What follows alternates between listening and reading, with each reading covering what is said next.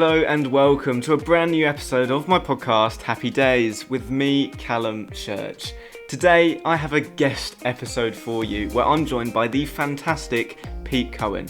Now, Pete is a keynote speaker, sports psychologist, coach, and author of 20 books who has dedicated his life towards helping others become better in sport, in business, and in life. Together, we have an awesome conversation covering why be an entrepreneur, the components for a happy life, how to build a network, overcoming negative thoughts, and leaving a lasting and impactful legacy. I'm so glad you've taken the time to listen to today's podcast because I promise you that it is a great one.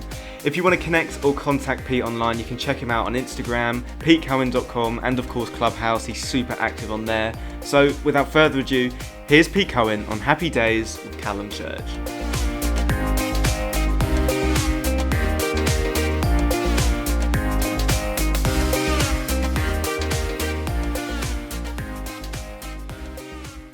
So Pete, thank you so much for joining me for today's episode of Happy Days with Callum Church. It's an absolute pleasure to have you. I really appreciate it. Can you take a minute just to introduce yourself to the listeners, to myself? Tell us more about you, Pete. Go on. What do you do? Well, what do I do? I help entrepreneurial people to become ultrapreneurial people, which is all about helping people have the biggest impact they can possibly have. And I suppose what's really interesting in talking to you and your audience is that normally I would associate those people who want to be entrepreneurial haven't quite figured out yet the impact they can have on this world in terms of other people. I think a lot of entrepreneurial people think, well, it's about me and what I can achieve rather than the impact we can have on society. But you know what? I'd love to be proved wrong about that because I reckon you yourself, Callum, you already are at that point because you're doing a podcast which is about offering value to people that you want to give, you know. So I think there's more and more people around the world that are waking up to realizing I can make a difference by making a difference to my life and then making a difference to the people's lives around. So I love working with people. I love working with young people. I still feel like I'm a kid, you know, but I'm not. I'm 50. I'm 51 in May. I can't believe it. Young at heart. What's happened? Yeah, no, definitely. Definitely. I'm looking at that plant behind you, by the way. Is that an air fern behind you? Which one? Down. That one. That I've got 4 plants in my room. That one is the only one which is totally fake. Not sure. My sister bought me that one. But I've got a monstera down here, massive one actually. Just down beautiful. Here. Nice little bonsai up there. And that is, what's that one called? Not sure what that one's called. Can't remember what that one's called. I don't know what plants are called, but I just love them. I love having things around that are green and natural. But that's another conversation. Brings a different vibe to it, doesn't it? Brings a different vibe. But anyway, so enough talk about plants. Let's get straight into it. So obviously, you sort of spoke about there about how people are waking up to, or beginning to wake up to the impact which they can have. Obviously, you've been on that journey. A lot of the people listening to this podcast are waking up, are deciding, hey, I want to be an entrepreneur. Hey, I want to change the world. I want to be the change that you want to see in the world. So, can you take us back to your story, back to your background? I know that you know all the way back to high school is where I typically start. I know that. You struggled at high school. I know you had quite severe dyslexia, but now you've gone on to write 17 books. Is that 20. right? 20 books. 20 books. There you go. So take us on that journey. How it all started as a kid, and now you are where you are now. Take us on that journey. No worries. So school for me was a complete waste of time. Yeah. It was just rubbish. It was one of the most pathetic things I've ever done. And I left school with one GCSE in history, which I actually took early, took it in January. I retook it again because they thought, well, maybe you'll get a better grade. I didn't. I failed it second time around, but they couldn't take it away from me because I'd already got the qualification. So I failed maths, English, everything. I did so badly, they wouldn't actually let me retake my GCSEs.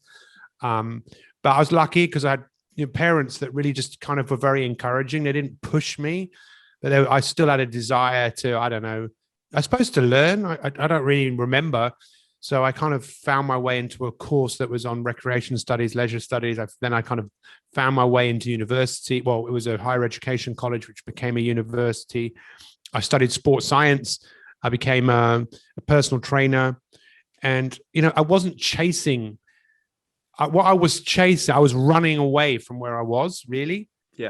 I didn't like really who I was. I thought I needed to prove myself to the world. So I was very pushy and moving forwards, but I didn't really know where I was going, and massively burnt out in my 20s.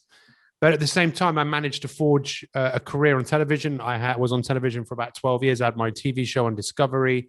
I've written all those books. Many of those became international best-selling books around the world. I worked with world and Olympic champions in sport. I worked with the Arsenal football team for 2 years as their sports psychologist, Ronnie O'Sullivan. I worked with him for 2 years.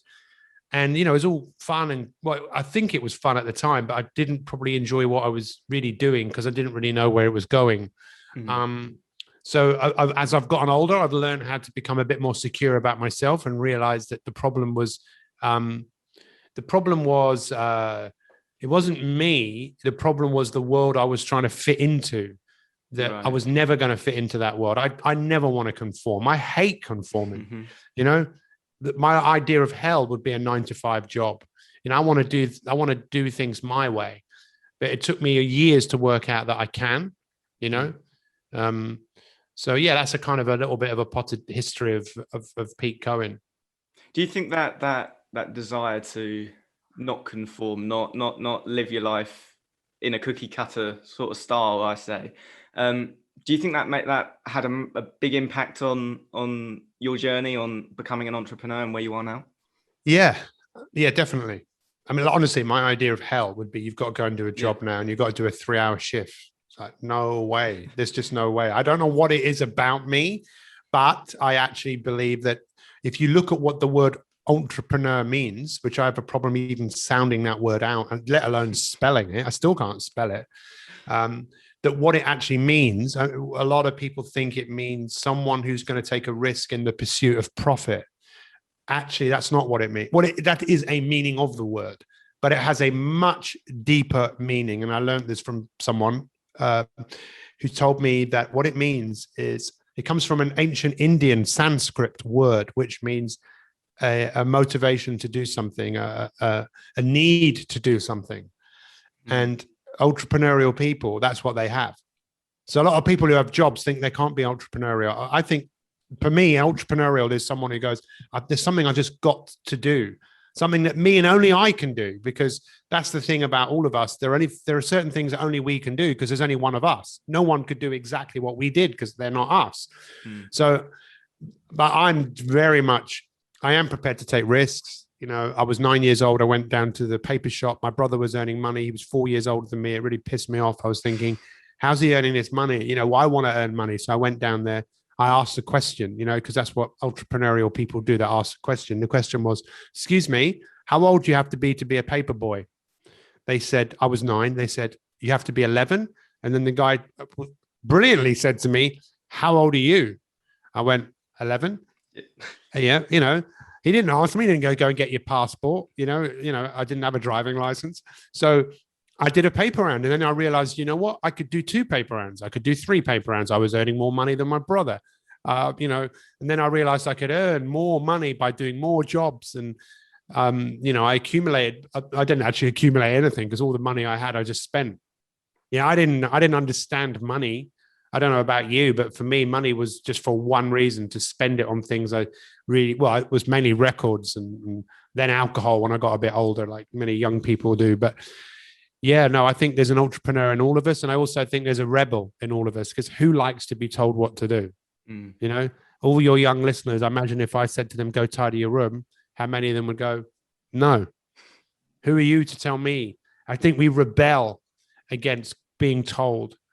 But, I don't know what it's like for you or it's been like for you. I wonder if it's the same experience for me, where you had to kind of fit into a world where you had to conform to doing things that other people were doing, whether that was music, smoking, drinking, drugs, whatever it was, just to be in that group, to fit in, because that's how we survive, right? We survive in groups. But then to realize, hang on a second, this group, there's something missing from me from this group. You know, this is what happens when people want to step out of a group, like a gang. It's difficult because it's like, well, who would I be if I wasn't in this group? You know? Yeah. What do you think? What do you think? Yeah. I mean, from my perspective, when I was around, I want to say about 15, 16, 17, I struggled a lot with identity because I had lived my life. Well, I lived someone else's life. You know, I was conforming to other groups. I was, living someone else's life. You know, I wasn't being myself, and it's only recently in which I quit my 9 to 5 job, set up this podcast, started doing things for myself. You know, I do some freelance work on the side as well, and like you say, I just decided to do this because I had to. And I think that's why I identify as an entrepreneur myself, is because I'm in the pursuit of what I want to do because it's my life and I need to do it. If I think forwards to when I'm on my deathbed and I look back and I lived a whole life from someone else's perspective, living a cookie cutter life or whatever, I would be so disappointed. And I think that's why I felt so inspired to start this podcast and hopefully generate some inspiration among other young people like myself to make that decision and say, no, I'm going to live my life, not the cookie cutter life. So if that's something that anyone wants to do, then I would say, okay, great, but there's a price to pay for that, right? And the price isn't necessarily about money. It can be, it depends really, doesn't it? But it really it revolves around, then you want something to grow. You want to take something and bring it to life. And there are laws of nature that apply to everyone. Just go outside and look at anything that's growing. How did that happen? Did it have to go up against some opposition? Yeah, of course it did. What? The rain, the wind, the temperature, the heat, the cold. That's what's going to happen, right? And that's what we have to go through. We have to go through things that are difficult. And I think a lot of people say this about your generation, but I'd say it's the same for my generation. We don't like to work at things. We don't like anything that's difficult because we are not designed to thrive. We are not. This is my map of the world. I might be wrong. We can thrive, right? But there's a natural bias to protect what you have, a natural bias to conserve energy. That's why a lot of people don't exercise, because there's a part of the brain that's going, don't do that. Cavemen wouldn't have just got up and said, let's go run a marathon. No chance. They'd only do it out of complete necessity to survive, not to thrive. So if you choose that path, which you've chosen, and I'm sure many people I would say don't expect it to be easy. It's going to be challenging, but that's where the growth comes through going through something that is difficult, like getting out of bed. What's your process for getting out of bed? I know what mine is. There's a debate starts. Stay here. No, let's get out of bed. But I know which part wins all the time. I just need to let it win sooner, because I get up at 4 every single day, right? Every day I get up at 4 o'clock because I have a mission that is so big that the debate in my head won't go on for very long. And that's why I'm always looking for people, regardless of their age. I just think that younger people, they have to go through more, maybe to get to that point of that realization. It's not about me. It's actually all about me, but about me in terms of the impact and the effect that I can have on the people around me in a positive way. But I think maybe you're the exception, and more people will become the exception who are younger, who will work this out a hell of a lot quicker. I hope so. I really do, because I think once people make that switch, I think they are on track to live a happy, fulfilled life. Definitely. They are on track to have happy days, as the podcast is called. So that's what I get. A lot of people ask me, why do I talk about entrepreneurship so much on a podcast that's about living a happy, fulfilled life? And I released a TikTok the other day talking about how we need to live our lives on our terms, in order to live happy, in order to be fulfilled.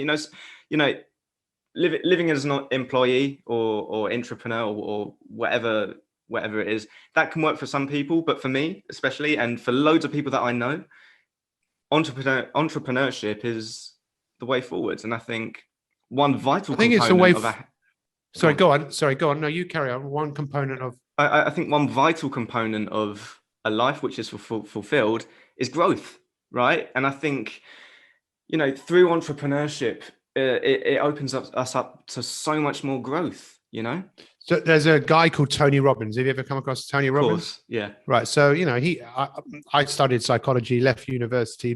I didn't really learn anything, to be honest. Even I didn't learn anything at school, university, really. I've got a lot of friends, had a great time, but I learned from self learning.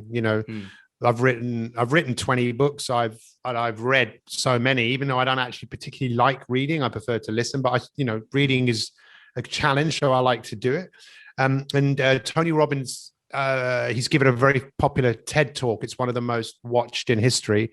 It's called Why We Do What We Do. And it's really interesting. He talks about that humans have 6 needs, that those needs need to be fulfilled. But the first 4, if you don't get those needs met in a way that is positive or nourishing, you'll never actually get to the higher needs, which are growth and contribution. Now, I'm not saying he's right. I've just said to anyone, he's a person that has dedicated his life. He's wiser than me. He's more experienced than me. I would say he's a good person to listen to, right? So the first 4 needs, they won't surprise you, but it's the need for certainty, right? So we need certainty in our life, some form of certainty. The second one is uncertainty. So that's just bizarre, isn't it? That we don't want total certainty, because life would be so boring if you knew exactly what was going to happen at every minute of every day. You want to know that uncertainty. A lot of people are really into investments at the moment and looking at what Bitcoin's doing. If you knew exactly what for a lot of people, it would be boring. So certainty, uncertainty. And then the other 2 are really interesting. Significance. People need significance. So where do they get that from? Well, a lot of people get their significance from what other people think. So they're looking on, social media in many cases. Am I getting any significance? Look how many views, look at this. And I've done that as well. And I'm 51 soon. And then the other one is connection and love. We all want connection, but it's how we get those 4 met. If you get those 4 met in a way that isn't nourishing to you, is negative or neutral, then you're never really going to grow and contribute in a way that. So I always encourage people, think about how can you get certainty in your life, which way is positive. Maybe that's some form of, I don't know, being around people that make you feel certain, having a good circle of friends, whether it's meditating. Exercise for me is a real form of certainty. When I've done it, I feel so alive. Uncertainty, I think, is about wanting a little bit of risk in your life, wanting a little bit of pushing the boundaries of just not knowing exactly what is going to happen, right? I think that's healthy. People love surprises, right? But they love the surprises that they want. They don't like the surprises. That's what Tony Robbins is. No one likes surprises they didn't want. But that's life, like COVID, what that did for people. And then significance and connection. See if you can get that in other ways. Because if you do, then like you've already worked out, it's always work in progress, right? It's not, I've done it, I've arrived. But when you work out that life is, for you, is about growth and contribution, when shit happens and difficult things happen, it's much easier. You've got something to go back to. You mentioned Gandhi before. You quoted him by be the change that you want the world to see. You can imagine if that, you've got this vision of countries that were fighting and killing each other, stopping, and you can see that. And it's more than you. You'll keep going when people tell you it won't work, Gandhi. You might as well, you're wasting your time. There's this little man with a bald head. He's just wearing some cloths, who decides to go out and change the world. What if he can, you can, So, yeah. There's a lot of value in there, a lot of information. What's one of the key pieces of information or advice? Identity. And I'm glad you asked me that question, because you said that before. So I come from a world where people used to say that, you are your identity, you are your personality. And I just think I think it's bullshit. I really do. And I understand why people might say, well, I'm this sort of a person and I've done this type of profiling. And I think there's something in it, but I wouldn't decide that this is who you are. I'd say your identity is who you choose to become. Mm-hmm. So your identity is in the future. There's a book by Dr. Benjamin Hardy, which is called Personality Isn't Permanent. And on the front cover of the book is the word personality is there. And there's an image of a rubber rubbing out personality. So you are who you think you are. Well, We think we are who we think we are, but I'd say that's part of how our brain works. But you could also carve out a new personality, which is what you've decided to do. How old are you? I'm 20, so So you're 20 and you thought, you know what? I'm not being who, and even that's hard, right? If you come from a certain type of culture or religion or country, the expectations, your parents, what are you doing? Get a good job. What the hell does that mean? What does that mean? Get a good job. What's a good job? Just over broke? You know, you might enjoy what you do, fine, but jobs, I think, in many cases are, well, jobs for life. Again, I'm sure you know that's just a ridiculous term. Who's ever going to have a job for life? You know? I mean, what you touched upon there, you know, about the changing identities and personalities, and you know, the idea that some jobs might be a job for life. You know, I think people that think in that way, in which they have an identity and they have a job for life, or people that say, "Hi, I'm Callum and I'm an banker." Accountant. Yeah, there you go. You know, it's you put yourself in such a box, right? You know, and it's like if you identify as that and you're not open to change or development or a different personality or something you want to work towards, you are ultimately just cutting yourself off to all kinds of growth, you know, all kinds of achievement. I think so. I think so. I mean, what's the ultimate goal of life? It's death. So, you know, that's where we're going. So fine. But what do you want to leave behind? And obviously you've come across Stephen Covey's work, or, you know, you were talking about Stephen Covey's 7 Habits of Highly Effective People. You've alluded to the fact that you're going to die one day. Great. So what do you want to leave behind? Look, my mum was diagnosed in December with lung cancer. You know, she's dead now. She's not here. It happened fast. It was not pleasant. But what did she leave behind? Well, she left behind a massive mark on other people. I didn't realize. It's very subtle. And my dad was the same. My dad, the funeral was like, there was 300 people there. People can come in. They were watching on screens outside, because my dad was these subtle little things that people often do over an extended period of time that leaves a legacy, that leaves a mark. And, you know, for my mum, she told me and showed me that there's an answer to everything, right? So her mark is left on me is I believe that. And if I don't have the answer to the problem, well, who else does? How can we advance? Is not the role of life to advance, to evolve? If you think it's all about you, look what the world has done with the whole of it's all about me. Look at me. That's why I think the world is so messed up. It should be about, it's all about you. What can I do for you? How can I help you? And that's what Martin Luther King said. He said, I have a dream, but he also said, the most important question we should be asking humanity is, what can I do for you? Napoleon Hill, Think and Grow Rich, 1937. He said the era of the go-getter is gone. It's gone.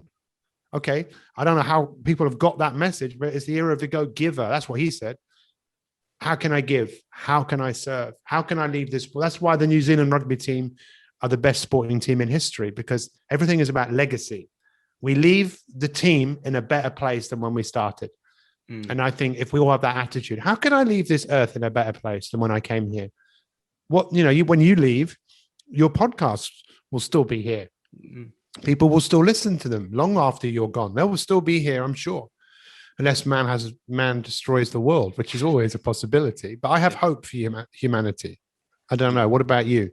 I mean, with this podcast, you know, with what I'm trying to do with this, one of the reasons why I do it is because I'd love for, you know, when it's my time, when I pass on or whatever, who knows when that's going to be, I'd like for my kids and other people's kids, and even kids right now, even me right now, you know, I want people to see this as obviously my legacy, but something positive that I left behind, you know, because we're all here for a brief period of time in history, you know, and what's the point if we don't leave behind something positive? Right? What's the point? We might well have not even been here at all, you know? So that's, you know, and there's so many reasons why I do this podcast, but I do genuinely want to leave positivity behind for people. And I really want to empower people and make people feel that they can, because. So how can I help you? So Pete, the way that you can help me is tell me how you did it. You know, tell me how you did it, how you became a coach, an author, a speaker, Because this is a world which I aspire to move into at some point in my future. Well, first I can help you and get you some more guests, people that I've spoken to that I think would be really good for you to speak to, so I could definitely help you with that. Thank you. Because listen, you can thank me, but I have a duty with certain people to connect some of those people to you, because their message is important, and someone who listens to this might listen to their message and get inspired, because my goal is to inspire people all over the world who wake up every day with intent to impact, intent to work on something, to make something better than it currently is. In terms of how I did it, I don't know exactly how I did it. Okay. I'm maybe I need some therapy. My brother is a psychotherapist. Maybe I'm sure he could tell me if I sat down and we could look at what happened to me in my childhood and that stuff. And some of that is important. Sometimes when you want to go forwards, you need to look at what's holding you back. And that's, I have a duck here, right? So this to me is about the interference in our head that we all have, the talking to ourselves that we all do, that we will always do it. And unless you learn, if my advice is to someone like you, is to just become aware of what you're saying to yourself and become aware of just how so much of that is absolute nonsense. It makes no sense. Well, it does make sense on one level. It's about protection. It's about preservation. It's about survival. And my coach, because, I had a coach for 16 years before he passed away. And he told me once, he said, the nature of your mind, he asked me what the nature of the mind was. And I gave him an answer and he laughed. He said, no, the nature of your mind is your mind plays tricks on you. You want to go to sleep at night and you can't stop thinking about something, or you think someone's behind you and there's no one there. That's what your mind does. You know that your girlfriend is out with someone and you're thinking, oh my God, I wonder if they're seeing their ex-boyfriend, and it's playing a trick on you. So how do you conquer your mind? And I again gave him an answer. He said, no. He said, just don't take it seriously. It's find humor in what you think. Because if you don't find humor in it, you'll be a victim of it. And then what I've learned as I've gotten older is there's another part of us, which the Romans called the genius. And the Greeks called it the daimon, the inner voice, the other inner voice that is a genius. The word genius means moral authority, the moral spirit in someone that gets them to go, no, I've had enough of this. This is it. I'm doing this. And it's like, if they were both wolves, which one are you feeding the most? Because the one you feed the most is the one who's going to grow the most and demand more attention. So we can understand that why we would give ourselves a hard time, why we live in a world that says, hey, you're not good enough the way that you are. So that voice is always there because it doesn't want you to get hurt. It doesn't want you to get rejected. It just wants you to fit in. Rejection is a fascinating emotion because rejection hurts. Have you ever been rejected? Someone says no all the time, and it hurts. If a woman or a girlfriend or whatever your preference is, if you get rejected, it hurts. And that is, I think that's very primeval. It's very old in humanity, because if you lived in a group, which we all did, if you felt rejection, you better wake up, because if you're rejected, you're going to die. Yeah. So we think, oh, rejection, I better fit in. So waking up to the fact that you have to, this is it. My advice is have an open heart, which you obviously have, right? But have a very strong back, as opposed to the other way around. Look like you're strong, but really inside you're weak and you break easily because you haven't developed that kind of moral authority of this is who I am, this is what I'm doing. You can come with me or just get out of my way, So that would be my advice. What would that lead to? I have no idea. If I was going back again, I would do things differently. You want to speak, then know who you're speaking to. Know who you want to speak to. When you're speaking, imagine that is the person that you're talking to. And just dream big, just go big or go home.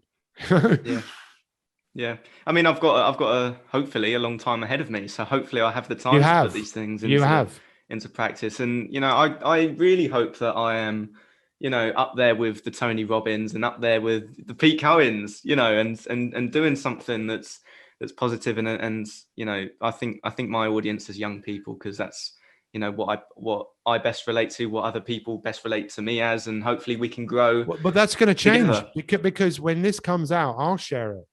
So when I share it, the people that I serve, which tend to be people who are like 40 plus, 45 plus, you know, that those are, I tend to work with the people who want to climb the second mountain, right?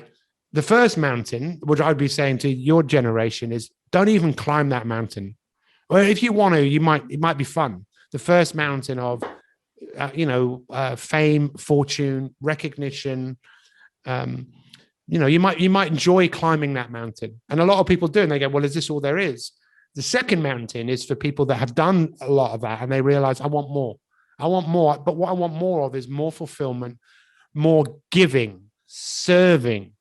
You know, like if you make a cake, would you want to make a cake and just eat it all yourself, or would you want to make the cake to see the look on someone else's face when they eat a bite of the cake that you made? You know. When do people come to that realization that there even is a midlife crisis, a prognosis, a diagnosis? I used to live in Ladbroke Grove, and you know, there was a fire block of flats. I knew people that lived there. Grenville Tower. People didn't talk to each other, but when that happened, all of a sudden, everything changed. People did what they wouldn't normally do. A prognosis, a diagnosis, and I'd say to your generation, don't wait for that stuff to happen. You know, you don't have to wait for that, for the world to find out what you're capable of. You could start to envisage, or imagineering a future, a better version of you, and go after that without having to wait for something difficult to happen. Because shit is, pardon my French, it's coming, right? It's coming. Whether it's you or someone else, you know, you're going to have to face stuff which is difficult. I mean, when my mum was dying in front of me, it was terrible. And when she was in the hospice, and then I got a phone call from my brother. It was really interesting because my phone was on Do Not Disturb, and I didn't realize it was. So my brother had been trying to call me, and then I woke up at 1 o'clock and I couldn't sleep. So I started watching a film, and then I heard my phone bleep, and it was my brother. He'd arrived at the hospice, and he said, "Come, because you know, Mum she's dying. She's got, you know, who knows how long." And there was a part of me that did not want to go, did not want to face it. Yeah. But what did I do? I didn't run away. You know, I went and was there and held her hand, and my brother held her hand, and I saw her take her last breath, you know, and I was there, the person who gave me life, leaving this world. And then what are they leaving behind? You know, what I feel a duty, I feel a responsibility, I feel an honor. You carry that forwards. And maybe, I don't know what's been given to you and what's been poured into you in your life, what your parents are giving you, whoever's, what they've given you, your grandparents. What are you going to do with this? What is it that you want to get rid of? I don't need that. I don't need that guilt, that worry, that expectation. What has been given to me that I am going to give to you and to everyone else? So when I'm talking to you, believe you me, Callum, it's not just me that's talking to you. It's my mum, it's my dad, it's all the people that have impacted my life in a positive way. And for some people, that might feel like too much. Whoa, you're giving me too much. Well, fair enough. But I might never, these people that are listening to me, they might never listen to me again. So I better give them everything I've got, right? Yeah, 100%. You said that, you know, the shit is inevitable. Stuff's coming. Is this something we need to prepare for? Should we prepare for it at all, or just let it happen? Or how? Great question. Great question. So someone you should try and interview is a guy called Joe DeSana. I could ask him. So Joe DeSana is the founder of Spartan Races. The guy, have I done 2 podcasts with him? Yeah, I think I have. And I've been on his podcast twice as well. Yeah. And he's crazy, right? But you can imagine how his business was affected with COVID. You know, they do adventure racing outside, you know, that just disappeared. And I spoke to him when COVID kicked off. And I said, "How are you?" And he said, "You know, it's difficult." And I said, "Oh," and I was kind of, "Oh, yeah." And he goes, "But Pete, that's why we train. That's why we train." Right. So when this thing happened, we're ready. So yeah, you know, be strong physically, mentally, however you get that from, get ready. So when it happens, you know, I talk to people because I've helped a lot of people with their health and their weight and stuff like that. And people say, "I'm worried," you know, when it still starts going wrong. And, you know, I say, well, that's what you want. You want to not feel like it. You want it to be difficult because that's when you can show yourself what you're capable of doing. You asked me the question before, and I think one of the biggest challenges we have is to learn to think greater than we feel, because we will always not feel like doing something. And those feelings come from our thoughts. Once you realize you can change your thoughts, you can change your feelings will change your actions, and they'll change everything. But in order to do something with that, that's a big thing for anyone to say. You mean it's my responsibility? You mean I can't blame anyone? Well, that's up to you, right? Yeah. These thoughts that affect our feelings and affect our reality further down the line, how do we tackle them? Because I know you mentioned earlier that you have your duck, which represents that talk. How do you shut the duck up? Well, that's a great question. You can never shut it up. Even though I've written a book called Shut the Duck Up, you can never shut it up. It's always going to be there, right? It's just becoming aware of it. Yeah. Once you become aware of something, actually I have a choice here. You become aware of the thoughts that you've had for so long in your life. And this is my advice. I'm not a therapist. I'm not a counselor. I'm a coach. And sometimes when people become aware, they maybe need some help. They need to talk about it to someone. That was my biggest thing. And I was never able to vocalize how I was feeling, because I wasn't feeling particularly good about me. But as I've gotten older, I've learned how to do that. So become aware of it, maybe write it down, talk to someone about it. I think more and more people, especially young men now, are getting better at talking about, this is how I feel. And people don't think, well, what's wrong with you? Pull your socks up. It's becoming more acceptable, isn't it, for people to vocalize how they think and feel? Because you don't vocalize it, it can eat you up inside. 100%. This is something which I see among even just my mates, like from back at school. Like we've grown up together, and even though we're young and we're growing up in a different world compared to what has been before, the change is still coming through, even in a short period of time where, we've come from teenagers to now, there's still a vast change in how open we are, especially about our thoughts and that. And I think that can only ever come to serve us, Yeah, well, that's a great environment. And I commend you for that. And maybe I think that's happening more and more, because this sounds, I think that your generation are more equipped. I actually believe that what you have been given, so like you've come from your mum and your dad, so you have their intelligence, you have their genes, but then you have yourself as well. So you're a better version than your parents, and your children will be a better, or you at least you have the potentiality to be better. And if you're having these conversations where it's okay, it is good to talk about this stuff, it's only going to create an environment where what's possible, what can we do with what we've got? That can do. That's the thing I learned from a guy called Dr. Joe Dispenza, who talks about, the only thing that exists in the universe is possibility. So how many possibilities are there for you?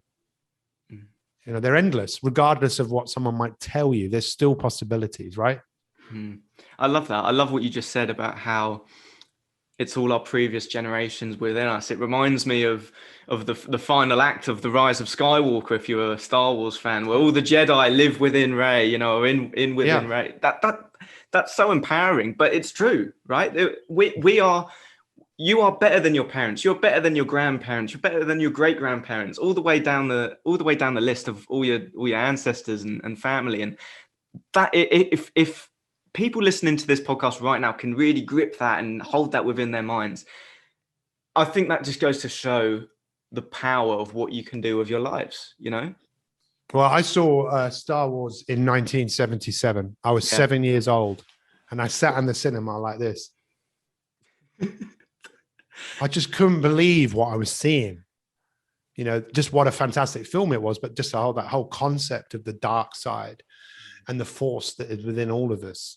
And I've watched all of those films, and they're all not as good as Star Wars. In fact, the last one was actually quite good, with Luke Skywalker coming back, and then obviously the one before with Han Solo coming back. These were gods to me, because I identified myself in the characters. That's why we watch films. I wrote a book all about that, about our lives being movies. You're the writer, the director, the producer, you're the actor. You can choose your supporting cast. You can choose a coach, a mentor. I'm like Obi-Wan Kenobi to a lot of people, Help me, Obi-Wan Kenobi. You're my only hope. I could recite many lines from Star Wars, but maybe we'll do that on another podcast. That's why I love movies, man. It's just something beautiful about it. Something beautiful about these things. And just remember that your life is a movie too, right? 100%. My advice is, and where's that going? And it's an adventure, and it's going to be difficult because and the Avengers, I'm sure you love those films, right? Of course, yeah. I'm a massive nerd for these things. But the Avengers now is that, Tony Stark isn't on his own. He's got Spider-Man, he's got Tony Stark is dead, I've not even watched those films, but I hear people talk about them. But I do love Batman. I grew up I love all the Batman films. But, Batman needs Robin. There's this kind of camaraderie around, we are stronger together. How can I help you? How can I serve you? So how do we build our own Avengers team? How do we build our own Justice League? How do we find these people? Because of course we've got our family, we've got our friends, but we want to make the additions. We want Spider-Man to come in. We want Black Panther to come in. We want to boost our team and so the first thing network. Is building that, have a vision of where you're going, and ask people, how can I help you? Start talking to people and literally say, hey, what do you need? How can I help you? And see what happens when you start saying that to people. Don't say to people, how are you? Say, hello, how can I help you? What do you need? And see what people do. See how your world changes by asking that question. Some people would say, well, can you give me a $5? Well, if you have a $5 to give them, maybe it might make a big difference, but it might be something else. It might be just listening to them. Your net worth is your network. I have a number of businesses. I have a coffee business, which is built around through a network. We don't sell our products into chains. We sell person to person. I've built a massive network of people through just talking to people. And that's when I finally went back to my old school, because I was asked to go back. I was like, why would they want me to go back here? I hated this place, But because they saw me as someone who had success, they said, we'd like you to speak. So my advice was, get to know everybody. Make everyone your best friend. Why? Because you're probably going to need these people in the future. We'll all do business with each other, that's how it'll be, like the old days. We buy that from this person, this from that person. And, maybe Amazon won't be here in a few years. Who knows? I don't know. We'll see. Who knows exactly, So just before we wrap up the podcast, I've got 2 more questions to go. Obviously, there's been so much advice that you've given for us. Can you, if possible, I don't know if you can, but can you wrap that up in a ball for us and give us one piece of powerful information that you give to the younger generation? Don't be a victim. Don't be... just be aware of how you're being with yourself, and realize that you're more than your thoughts. You have the ability to that a lot of us have, that's been kind of pushed down, if you like, that it's almost like that's not the thing to do. No, it is the thing to do. The thing to do is to get creative, to daydream. People say, stop daydreaming. No. Start daydreaming again. Come up with ideas. And then remember, if you're going to bring that idea to life, you're going to have some challenges. So you might need some help. You're going to go through some pain. That's what Elon Musk said. He said, the guy that wants to die on Mars, that if you want something to grow, just be prepared for the hurt. But if you can go through that, that's where the breakthroughs happen. So that would be my advice to anyone that's listening to this. And apart from listening to every podcast that you put out, to go on a journey with you and to share the podcast and to support you, to ask you, well, thank you. I've got value from this. How can I help you? Yeah, 100%. Awesome. Great advice. Thank you for that. And now the final question of this podcast. I ask this question to every single one of my guests that join me. It's a lot of fun, super cliche, but the answers are always different, always a lot of fun. So, Pete Cohen, can you tell me, what's your personal meaning of life? You may have answered this before in the episode, but what's your meaning of life? My meaning of life is the meaning that I give it. So what's the meaning I give it is impact. Yeah. Impact. So everyone I meet, I'm thinking, pretty much everyone I meet, how can I have a positive impact on this person? Even if it's just saying, hi, how are you? Or more, hey, how are you? What can I do for you? And just seeing where life goes just from being like that. So yeah. and having a lot of fun along the way. That's what it's all about, isn't it? Having fun, positive Happy impacts. days. Happy days, exactly. That's the name of the podcast. You know, we love it. So, Pete, thank you so much for joining me. Really enjoyed this episode. Really enjoyed having you. You know, awesome. Really was awesome. And my pleasure. I'm so glad that you've shared all of your wisdom and knowledge with all my wonderful listeners. So, Pete, thank you so much for joining me. Thank you.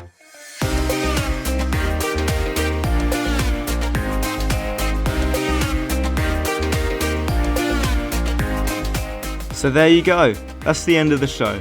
If you enjoyed, make sure to subscribe on your podcasting app of choice so you can download and listen as each episode is released. If this episode helped you in any way, tell your friends, tell your family, maybe even leave a cheeky review on Apple Podcasts. It really helps the show. But that's all for now. I hope you have a wonderful day, and I'll see you in the next episode, released shortly. Take care.